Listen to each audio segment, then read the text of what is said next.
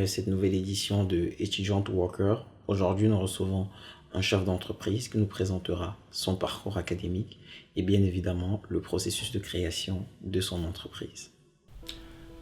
Je m'appelle Félix Netiwe, je suis propriétaire de l'entreprise Sauce et Trempette Incorporée au Canada.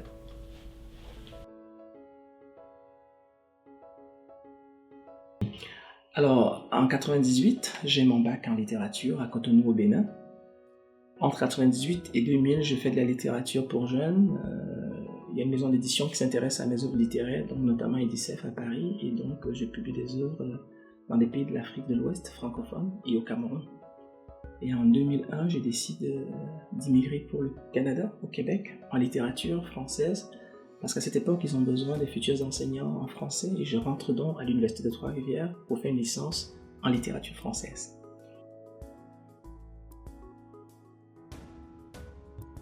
Bien, après mon passage à la télévision au Québec, mon contrat était terminé, parce que je travaillais comme concepteur d'émissions de télévision, donc j'avais comme tout appris mes métiers de cinéma, de la télévision pendant 2 années.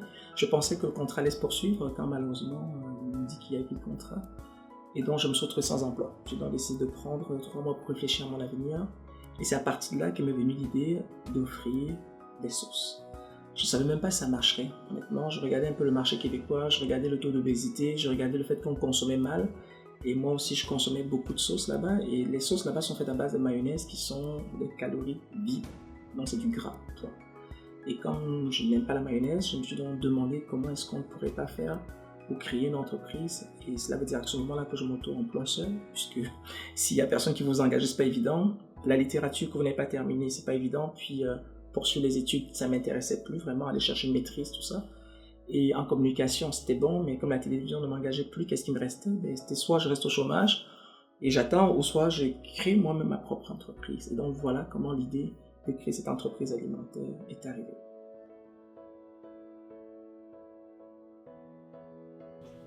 Alors donc c'est un long processus, il y a beaucoup de choses à faire à la fois. C'est simple mais complexe, c'est-à-dire qu'il faut déjà savoir c'est quoi le nom de l'entreprise, il faut déjà savoir c'est quoi le nom du produit que vous voulez donner, il faut être sûr que le nom accroche les gens.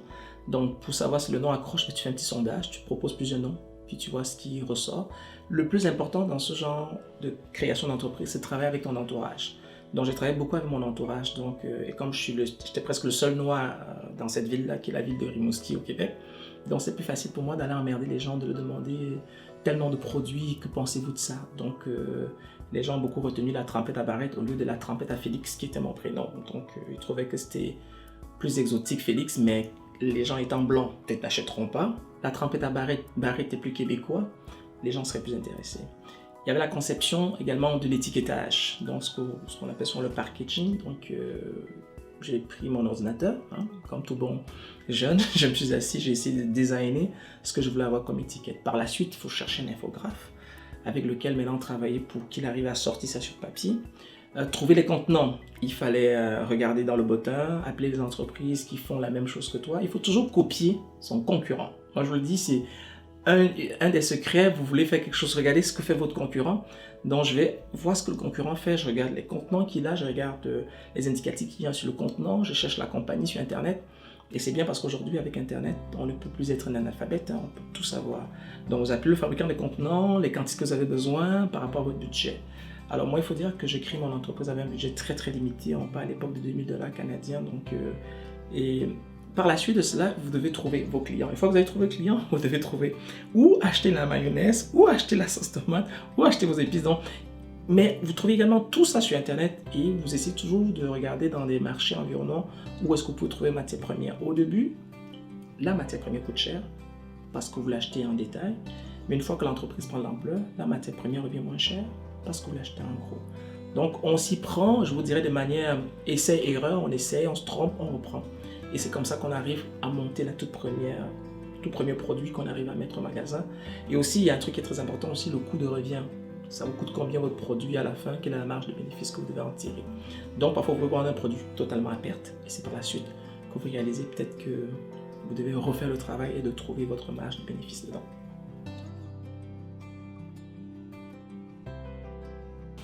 Alors la première difficulté, c'est notre différence quand on crée une entreprise.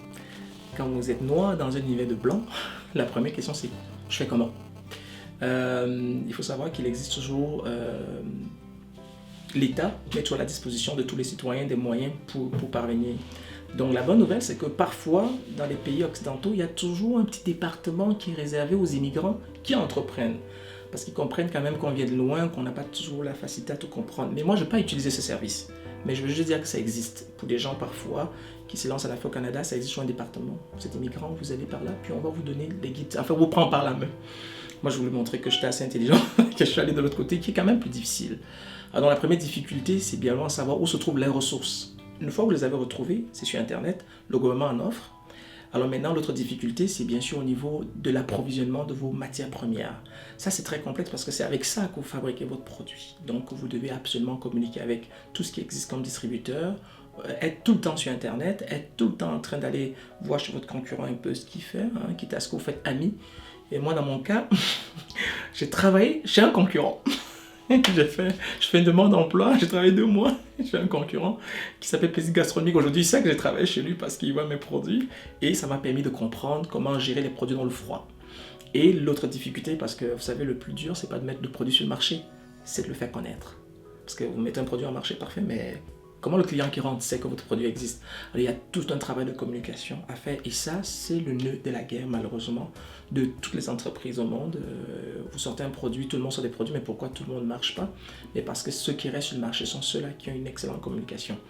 Je ne dis pas que j'en ai une excellente, mais j'ai eu la chance d'avoir un produit qui était génial. Alors, ce qui s'est passé dans mon cas, c'est que ce sont les parents, les enfants et les enseignants qui ont propulsé mes produits à travers le marché parce que j'ai pris une ligne qui était de faire de la santé. Mes concurrents faisaient des trempettes, ils faisaient n'importe quoi. Mais moi, quand j'ai vu ce qu'ils faisaient, j'ai décidé de faire un produit de meilleure qualité. Pour vous donner un exemple, vous avez Toyota, vous avez BMW. Donc BMW décide de faire des voitures plus puissantes, plus assistées techniquement et vend ça plus cher. Mais tout le monde aime, il y a le luxe, le confort. Toyota fait les mêmes voitures, 4 roues aussi, mais avec moins de commodité. Donc, vend aussi. Mais la niche de BMW, c'est le luxe. Alors, c'est un peu ça que je fais avec des produits. Donc, en me nichant, vous devez toujours trouver où vous devez comment on vous trouve. C'est-à-dire que les riches, ils achètent mes produits. Ils ne vont pas acheter l'autre. Et aussi, tout le packaging que vous mettez en arrière, il faut qu'il représente aussi le luxe. Il faut qu'on sente que c'est beau. Alors, ça coûte plus cher, c'est raffiné. Alors, donc, les difficultés qu'on rencontre sont toujours liées à cela. Alors, étant donné que les gens propulsent votre produit, il y a ce qu'on appelle donc de bouche à oreille. Ils en parlent, ils en parlent, ils en parlent. Il y a un beau jour, alors ils en ont parlé à la télévision. Et à partir de là, les produits ont commencé à voler de leurs propres ailes. Ça fait juste 4 ans qu'officiellement je suis reconnu au Canada. Mais entre 2008 et 2011, il fallait que je me débrouille. Chaque jour, je n'avais pas les moyens pour aller payer une publicité à la télévision. Ça coûte 100 000 $, 50 000 quand c'est pas beaucoup. Vous ne pouvez pas vous permettre ces sommes-là. Même aujourd'hui, je ne peux pas me permettre après 8 ans.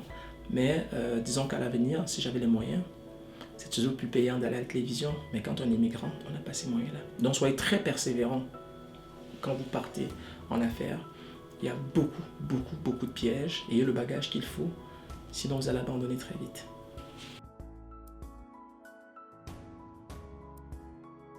Alors, mon activité dans mon entreprise consiste aujourd'hui à la direction des ventes. Il faut dire qu'au début, je m'occupais de l'approvisionnement des matières premières, de la fabrication des produits, de l'administration de l'entreprise et la livraison directement chez mes clients, essentiellement composés de supermarchés. Donc c'est un travail routinier, vous allez acheter vos produits, vous arrivez à la maison, vous les fabriquez durant la nuit parce que c'est toujours bien un homme d'affaires ne compte pas ses heures et un homme d'affaires ne dort pas beaucoup. Et donc, de jour, vous devez absolument administrer vos produits parce que là, tous les magasins sont ouverts. Il faut appeler les clients. Vous ne pouvez pas dormir une fois de plus. Et une fois que ceux-ci ont commandé, vous devez reprendre la voiture, aller livrer les produits dans ces supermarchés. Donc, on dort très peu. En fait, on fait des siestes. Donc, aujourd'hui, c'est beaucoup plus relaxant. J'ai des employés qui occupent maintenant cette poste-là que je cumulais par le passé. Donc, qui fabriquent les produits, qui vont les livrer. J'ai des secrétaires qui administrent et moi, je m'occupe essentiellement à diriger, à aider mes nouveaux clients qui veulent avoir mes produits et comment les rentrer dans de nouveaux marchés.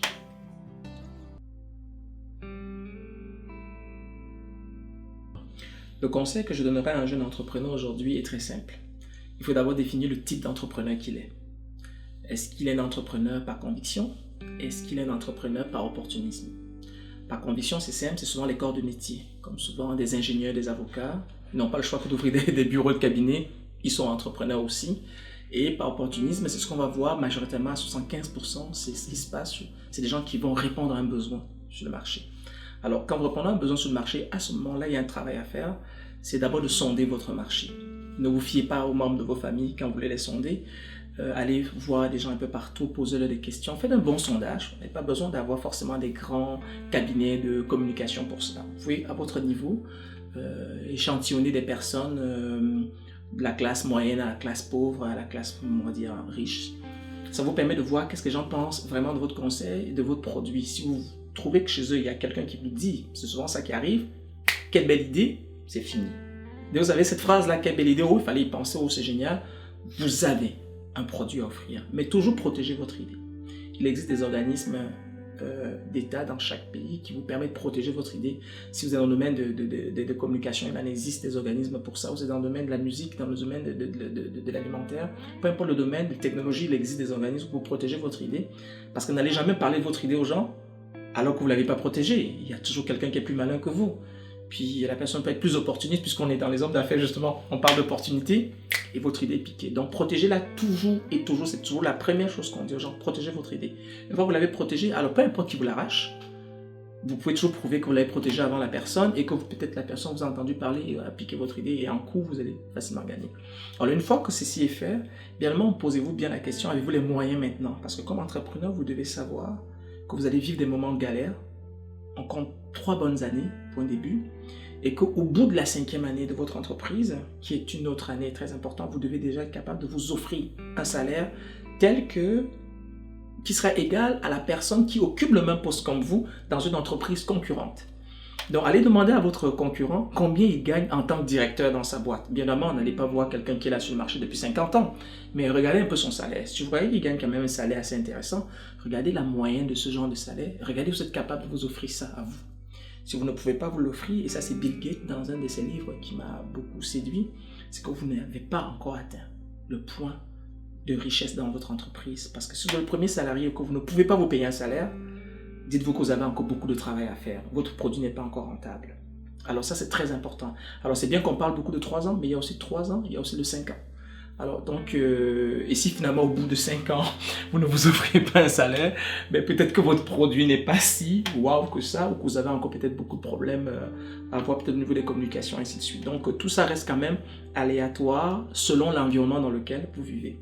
Mais c'est toujours ça le plus important d'un entrepreneur. Les autres, vous ne dormez pas beaucoup, c'est un entrepreneur, vous êtes tout le temps en train de réfléchir pour améliorer votre produit constamment. Donc le conseil, c'est toujours protéger votre idée, faites votre sondage, regardez la demande sur le marché et bien évidemment, soyez armés. Parce que la richesse ne viendra malheureusement pas dans l'entrepreneuriat. Après, on parle de moins de 10 ans pour qu'un entrepreneur puisse s'autosuffire et de dire qu'il a une maison, il a une femme, il a une voiture, il a son petit luxe, quoi. Mais voyez-vous, c'est quand même long. Alors, prenez le temps de penser à ça. Une fois que vous avez ces armes-là, vous êtes parti pour la gloire. C'était Félix Nitiwé, chef de l'entreprise Sauce Trompette à Barrette. Nous espérons que par ce retour d'expérience, il a permis à beaucoup d'entre nous de mieux comprendre le processus de création d'une entreprise et qui sait, réveiller l'auto-entrepreneur qui sommeille en nous. Nous vous invitons comme toujours à nous suivre sur nos différents moyens de communication Facebook, YouTube et Twitter. Le nom de la chaîne c'est Gen Proud. Let's be proud of our generation.